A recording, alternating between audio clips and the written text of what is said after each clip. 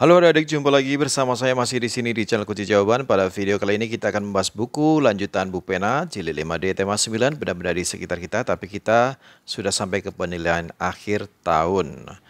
Tapi sebelumnya terima kasih bagi adik-adik yang sudah subscribe channel ini atas dukungannya, dan terima kasih juga bagi adik-adik yang selalu menonton iklan-iklannya tanpa di-skip. Semoga kalian sukses dalam belajarnya. Bagi yang belum subscribe, silahkan di-subscribe jika video ini bermanfaat untuk adik-adik semuanya.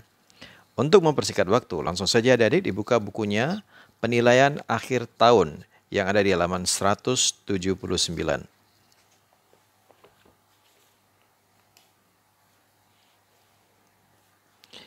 Di halaman 179 ini kita akan menjumpai muatan bidang studinya IPS. Kita langsung saja ya adik-adik, mulai dari nomor 1. Letak astronomis Indonesia adalah jawabnya A. 6 derajat LU, 11 derajat LS, dan 95 derajat BT.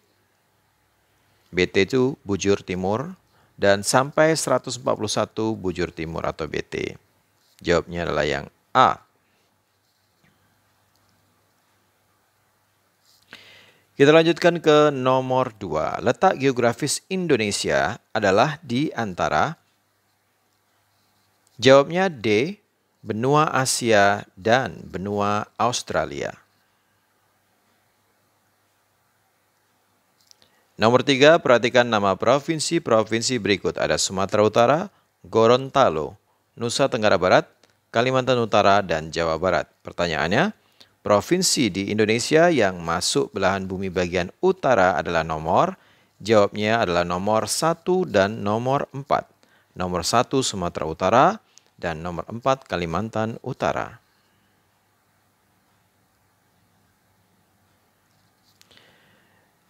Gunakan peta Provinsi Sumatera Barat untuk menjawab soal nomor 4 dan 5. Nomor 4, tuliskan letak astronomis Kota Padang, Solok, dan Bukit Tinggi. Letak astronomis Kota Padang adalah 0 derajat 54 sampai 10 LS. Dan 100 derajat 17 sampai 100 derajat 34 BT. Itu Kota Padang. Kalau Kota Solo adalah 0 derajat 32,14 dan 1 derajat 46,45 LS dan 100 derajat 25 dan 101 derajat 41,41 BT. Adapun yang Bukit Tinggi adalah 0 derajat 18 LS dan 100 derajat 22 BT. Silakan di stop videonya dan disalin jawabannya jika saya membacanya terlalu cepat. Kita lanjutkan ke nomor 5. Tuliskan batas barat dan timur Provinsi Sumatera Barat. Di bagian barat, Sumatera Barat itu berbatasan dengan Samudra Hindia. Kalau di bagian timur berbatasan dengan Provinsi Riau dan Provinsi Jambi. Kita lanjutkan ke nomor 6. Perhatikan tabel berikut. Interaksi-interaksi dari nomor 1, nomor 2, 3, 4, dan 5. Silakan adik-adik baca sendiri. Saya langsung ke pertanyaannya. Contoh dari lingkungan alam memengaruhi aktivitas manusia ditunjukkan oleh nomor. Jawabnya adalah C, 2 dan 3. Nomor 7, berikut yang tidak menunjukkan aktivitas manusia memengaruhi lingkungan sekitar adalah, jawabnya yang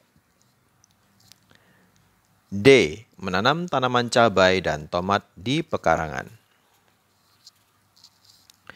Lanjut ke nomor 8. Indonesia memiliki beragam suku bangsa. Oleh karena itu diperlukan upaya untuk mempersatukan suku-suku tersebut dengan menggunakan bahasa apa? Jawabnya adalah bahasa Indonesia. Nomor 9. Subak adalah organisasi masyarakat Bali yang mengatur sistem pengairan sawah di Bali. Menurutmu, apa manfaat adanya subak tersebut? Jawabannya adalah untuk pengairan sawah atau irigasi. Nomor 10. Mengapa manusia dijuluki sebagai makhluk sosial atau zoon politikon? Jawabannya adalah karena manusia tidak dapat hidup sendiri. Manusia membutuhkan bantuan orang lain. Lanjut ke nomor 11. Perhatikan tabel kegiatan ekonomi berikut. Kegiatan ekonomi ada dokter hewan, penjual mie ayam, guru sekolah dasar, pengusaha martabak, petugas keamanan, penerbit buku sekolah. Kegiatan ekonomi dalam bidang barang dan jasa yang benar adalah nomor 11, jawabnya adalah yang C. Kalau barang 2, 4, 6, kalau jasa 1, 3, 5, jawabnya adalah C. Nomor 12, perhatikan tabel kegiatan industri berikut. Ada 1. Pemintalan benang, pembuatan kertas, industri ban, pembuatan roti isi, penerbit majalah. Pertanyaannya, perindustrian yang menghasilkan barang berupa bahan baku bagi industri lain adalah nomor.